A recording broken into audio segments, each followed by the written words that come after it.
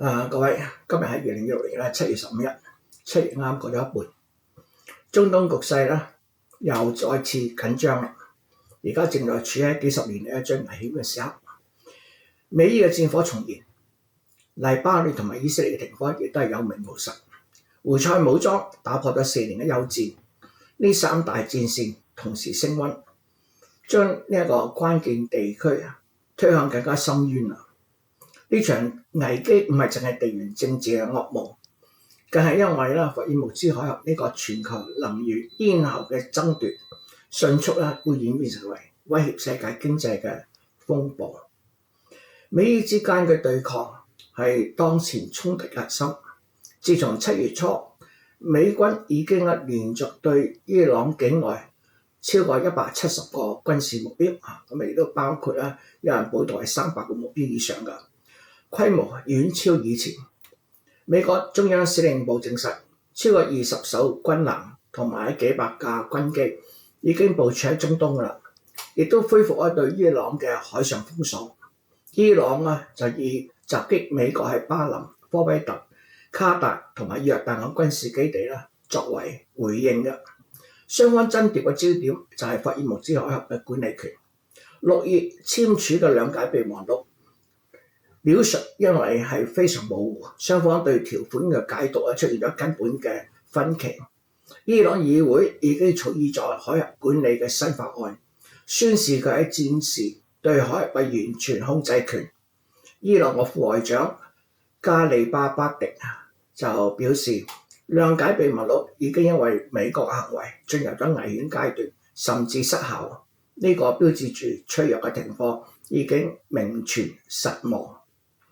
喺黎巴嫩嗰邊，黎巴嫩同埋以色列喺6月初達成一個三方框架嘅協議，目的就係推動以色列軍隊撤離同埋黎巴嫩嘅真主黨解除武裝。但係呢個協議嘅落實之前嘅前景係相當暗淡嘅。關鍵係協議淨係涉及以色列軍隊由南部安全區2個試點區域係撤離，而以色列仍然佔據住大約6%嘅黎巴嫩土地㗎，亦都堅持係大部分安全區維持駐軍，直至真主黨解除武裝。真主黨就明確反對呢個協議，拒絕解除武裝。由於戰場上面嘅關鍵一方缺席談判，呢個框架協議被專家認為係只係為咗緩和作用就非常有限㗎。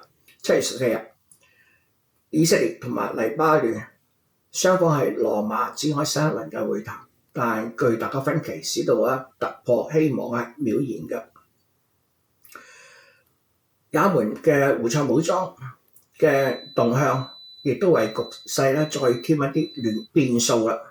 為咗報復沙特支持也門政府軍空襲薩那國際機場，胡塞武裝喺7月13日向沙特南部嘅艾卡哈國際機場發射咗導彈同埋無人機，打破咗雙方維持咗4年嘅非正式停火。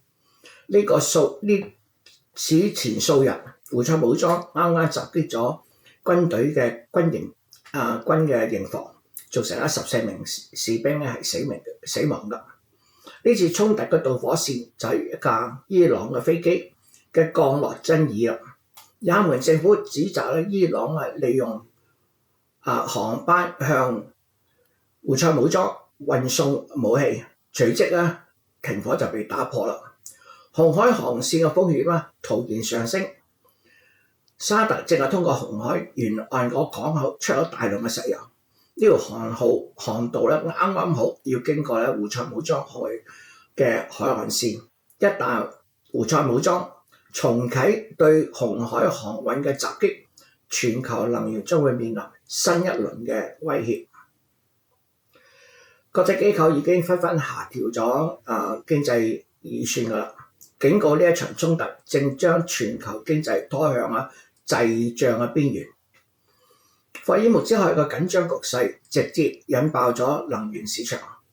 國際能源署話呢個係全球嘅石油市場歷史上最大規模嘅供應中斷。據估計，自從2月以嚟，全球石油供應已經損失咗大約每日1280萬桶，超過12億桶供應係受到影響嘅。聯合國預測國際油價喺年中將會維持喺每桶$100以上。呢種供應衝擊嘅代價係巨大而且持久嘅。分析指出，海峽關閉同埋設施損毀已經使到2025年去到2026年間嘅大部分天然氣供應嘅增量係蒸發咗㗎啦。供應短缺嘅陣痛可能要最少持續去到2030年。化工行業亦都受到嚴重嘅波及嘅，運輸中斷同埋不確定性將貫穿整個下半年。能源價格飆升，正在重新係點燃全球嘅通脹。國際貨幣基金組織預測，即使衝突短暫，全球嘅通脹已經達到4.4%㗎啦。聯合國更加預測全球通脹率將會升到3.9%㗎。其中發展中嘅經濟體嘅通脹率預計會高達5.2%。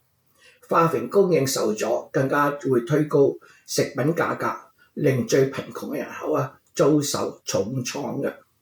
經濟增長嘅前景因此非常暗淡啦。經濟合作同埋發展組織將全球增長預期下調去到2.8%，亦都警告如果海灣地區能源生產中斷維持去到2027年嘅增長點可能進一步落到去2.1%。聯合國預測全球嘅增長只係得2.5%嘅啫。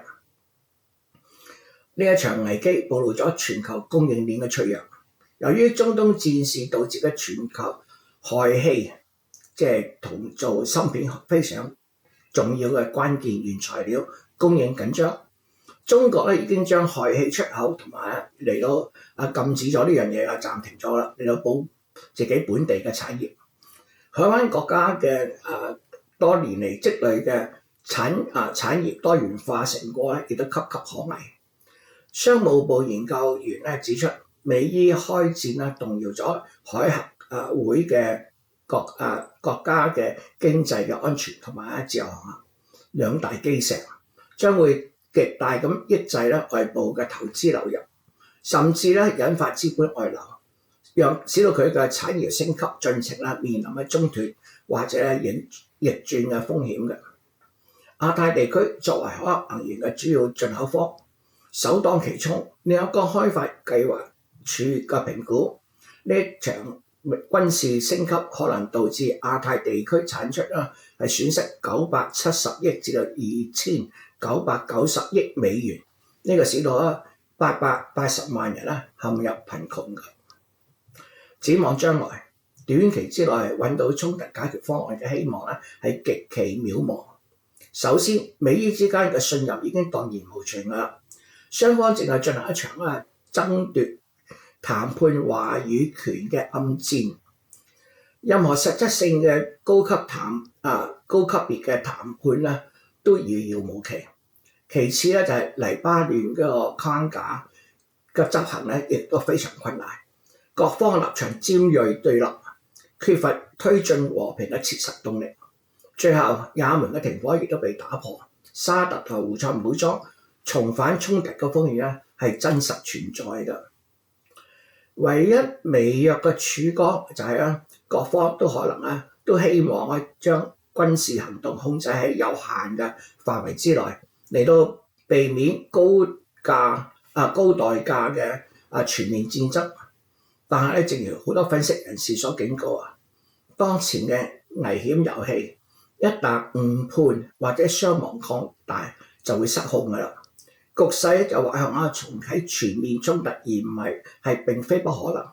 喺呢個情況之下，全球經濟將會喺滯脹嘅泥潭之中越陷越深，而中東呢一片土地嘅未來亦都就會更加深嘅陰影所籠罩。多謝大家。